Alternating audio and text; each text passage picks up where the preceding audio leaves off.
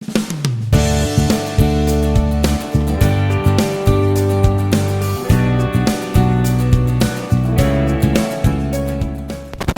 up guys? Another day, another drone day po sa atin. So, kamusta na po kayo lahat dyan? Namiss ko kayo. Matagal-tagal din po ako hindi nakapagpalipad ng drone. So, nandito po ako ngayon sa Isasaki at behind me, isang napakalaking Torii Gates.